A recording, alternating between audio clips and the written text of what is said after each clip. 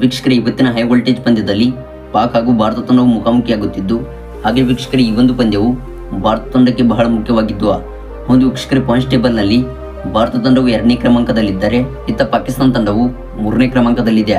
ಒಂದು ವೀಕ್ಷಕರೇ ಪಾಕ್ ತಂಡವು USA ತಂಡಕ್ಕೆ ಸೋತು ಬರುತ್ತಿದ್ದರೆ ಇತ್ತ ಭಾರತ ತಂಡವು ಐರ್ಲೆಂಡ್ ವಿರುದ್ಧ ರೋಚಕವಾಗಿ ಗೆಲುವು ಸಾಧಿಸಿ ಪಾಕ್ ವಿರುದ್ಧ ಸೆಣಸಾಡಲಿದೆ.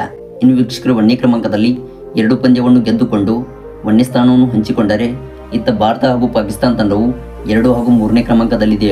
ಇನ್ನು ವೀಕ್ಷಕರು ಜೂನ್ 9 ಇವತ್ತಿನ ದಿನದಂದು ಭಾರತ ಹಾಗೂ ಪಾಕಿಸ್ತಾನ ತಂಡವು ಸಂಜೆ 8 ಗಂಟೆಗೆ ಮುಖಾಮುಖಿಯಾಗುತ್ತಿವೆ.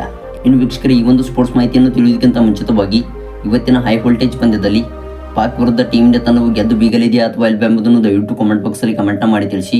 ಹಾಗೆ ವೀಕ್ಷಕರು ಇದೇ ರೀತಿ ಸ್ಪೋರ್ಟ್ಸ್ ಮಾಹಿತಿಗಾಗಿ ಈಗಲೇ ದಯವಿಟ್ಟು ಚಾನಲ್ನ ಸಬ್ಸ್ಕ್ರೈಬ್ ಮಾಡಿಕೊಳ್ಳಿ. ಇನ್ನು ವೀಕ್ಷಕರು ಪಾಕಿಸ್ತಾನ ವಿರುದ್ಧದ ಪಂದ್ಯದಲ್ಲಿ ಭಾರತ ತಂಡದ 11ರ ಬಳಗವನ್ನು ನೋಡೋದಾದರೆ 1 ಮತ್ತು 2ನೇ ಕ್ರಮಾಂಕದಲ್ಲಿ ರೋಹಿತ್ ಶರ್ಮಾ ಹಾಗೂ ವಿರಾಟ್ ಕೊಹ್ಲಿ ಅವರು ಕಣಕ್ಕಿಳಿಯಬಹುದು. ಇನ್ನು ವೀಕ್ಷಕರು 3ನೇ ಕ್ರಮಾಂಕದಲ್ಲಿ ರಿಷಬ್ ಪಂತ್ ಅವರು ಕಾಣಿಸಿಕೊಂಡರೆ, ಹಾಗೆ ವೀಕ್ಷಕರು 4 ಹಾಗೂ 5ನೇ ಕ್ರಮಾಂಕದಲ್ಲಿ ಹಾರ್ದಿಕ್ ಪಾಂಡ್ಯ ಮತ್ತು ಸೂರ್ಯಕುಮಾರ್ ಯಾದವ್ ಅವರು ಕಾಣಿಸಿಕೊಳ್ಳಲಿದ್ದಾರೆ.